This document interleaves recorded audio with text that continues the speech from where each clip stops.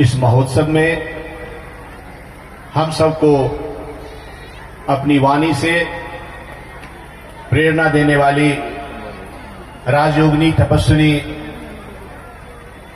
रानी दीदी जी, इस मंच पर विशेष रूप से उपस्थित मुंगेर प्रमंडल के कमिश्नर श्रीमान संजय कुमार सिंह जी,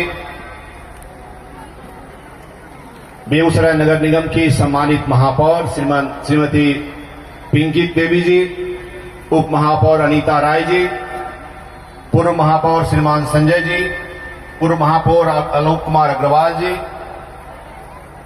जीडी कॉलेज के प्राचार्य डॉक्टर अवधेश बाबू, आदरणीय अशोक कुमार सिंह जी, सेंट जोसेफ के निदेशक मित्र अभिषेक जी, बेगूसराय सदर प्रखंड के प्रखंड विकास पदाधिकारी श्रीमान सुदामा जी, और जिनके प्रयास से और कई वर्षों से मैं देख रहा हूं, मैं तो उस समय से जुड़ा हुआ हूं जब इस संस्था का कार्यालय कॉलेजिएट हाई स्कूल के बगल में हुआ करता था। उस समय से एक बहुत बड़ी ईश्वरीय प्रेरणा को लेकर के और इस संस्था के विचारों को बेगूसराय के नगर ही नहीं, समस्त बेगूसराय के आंचलिक गांव में भी ले जाने वाली बहन कंचन जी, जो भ्राता अविनाश जी, जो बहुत अच्छी बातें हम सबको कहा, और संचालक श्रीमान भाई कृति जी, आप सबको मैं अपनी ओर से ऐसे कार्यक्रम की सबसे पहले बधाई देता हूं, शुभकामना देता हूं। बड़ी संख्या में यहां लोग, शहर के गण्यमान और प्रबुद्ध लोग बैठे हुए हैं। मुझे बोलने का अवसर दिया गया है, लेकिन मैं समझता हूं कि इस मंच से वो सारी बातें कही गई है, और खास करके दीदी रानी जी से सुनने के बाद उसके बाद कुछ कहना इस पर मुझे लगता है बहुत उचित नहीं है। यद्यपि कल महाशिवरात्रि के कार्यक्रम से संपूर्ण देश और जो लोग सनातन धर्म को मानने वाले लोग दुनिया में हैं, सबने महाशिवरात्रि का पर्व को मनाया। आज काफी कई चर्चाएं हुई हैं इस मंच से, और ठीक कहा गया है कि भगवान शिव का, जिसे हम भगवान शंकर महादेव कई नामों से जानते हैं, शिव महापुराण में है। वो कहानी बहुत लंबा है, मैं उस पर जाना नहीं चाहता हूं, लेकिन जब भगवान का विवाह हो रहा था, आप कल्पना करिए, तो आपको ये 2 लाइन में मैं कहूंगा कि मंडप, जो मरवा बोलते हैं हम लोग, वो बना हुआ था। भगवान शंकर दूल्हे के रूप में थे, माता पार्वती वहां बैठी थी, संपूर्ण देवी देवता वहां बैठे हुए थे, उस विवाह का आनंद ले रहे थे। और जैसा कि जो पद्धति है सनातन में, वैदिक पद्धति है विवाह की, उसमें पुरोहित वर कन्या के पिता को कहता है कि आप पूछिए वर से कि वर का परिचय क्या है। और हिमवान जो पिता थे पार्वती के, सब कुछ जानते हुए भी वो पूछते हैं भगवान शंकर से कि आप अपना नाम, अपना गोत्र, अपना मूल आप बताइए। याद होगा जो विवाहित हैं, ये एक रस्म है, आता है, और शिव पुराण में लिखा हुआ है कि जब यह सवाल पुरोहित के कहने पर राजा हिमवान भगवान शंकर से करते हैं, तो भगवान शंकर चुप हो जाते हैं और कुछ बोल नहीं पाते हैं। हिमवान फिर दोहराते हैं कि आप अपना नाम, गोत्र और मूल बताइए। भगवान शंकर कुछ नहीं बोलते हैं। पूरी सभा में, पूरे मंडप पर सारे भगवान विष्णु, इंद्र, ब्रह्मा सब बैठे हुए हैं। नारद जी उसमें उठ करके कहते हैं कि हिमवान, आप क्या पूछ रहे हैं? ये शिव है, न इनका मूल है, न इनका गोत्र है और नाम, न इनका नाम है, लेकिन लोग इनके 1000 नाम से जानते हैं।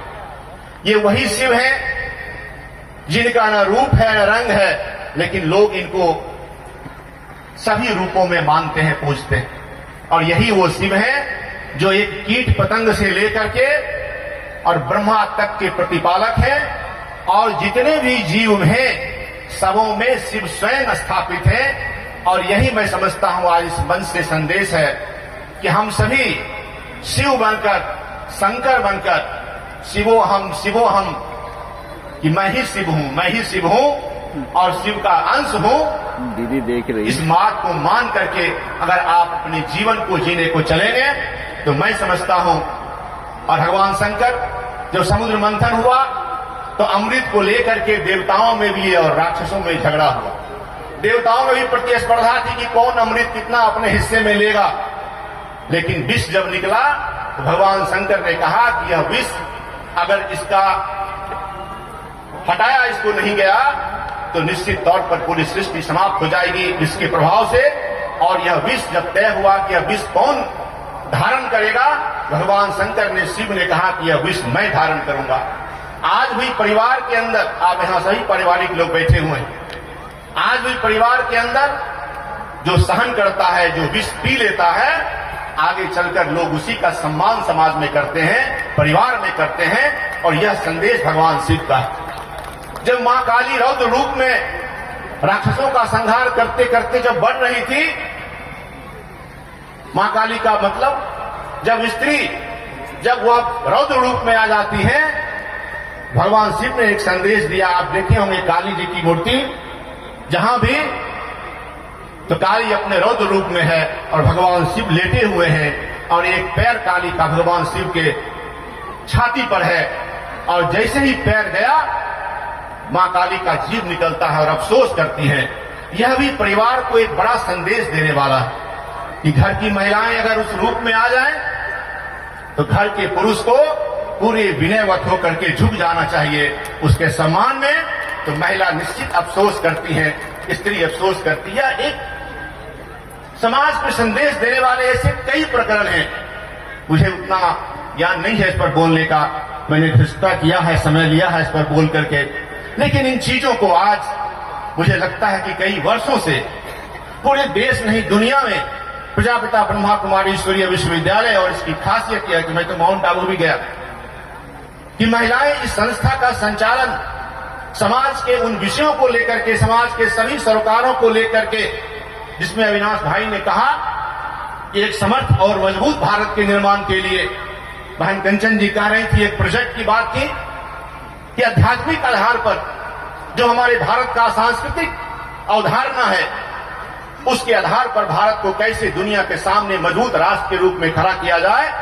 यह काम आज देश की ऐसी संस्थाएं कर रही है जिसकी संचालिका आज महिलाएं हैं और उसके आधार पर देश आगे बढ़ रहा है। हमें पूरा विश्वास है कि इसकी परिकल्पना भी गीत के माध्यम से की गई कि सतयुग फिर आएगा, राम और कृष्ण जैसे पुरुष आएंगे और हर नर नारायण होगा और हर महिलाएं लक्ष्मी होगी। उस समाज की परिकल्पना अगर दुनिया में कोई कर सकता है, धरती पर कोई कर सकता है, तो वह भारत की भूमि है। और हम सभी भारत के लोग इस बात को आगे बढ़ाने के लिए संकल्पित हैं। इतना ही कहते हुए मैं अपनी शुभकामना देते अपनी बात को समाप्त करता हूं। ओम शांति।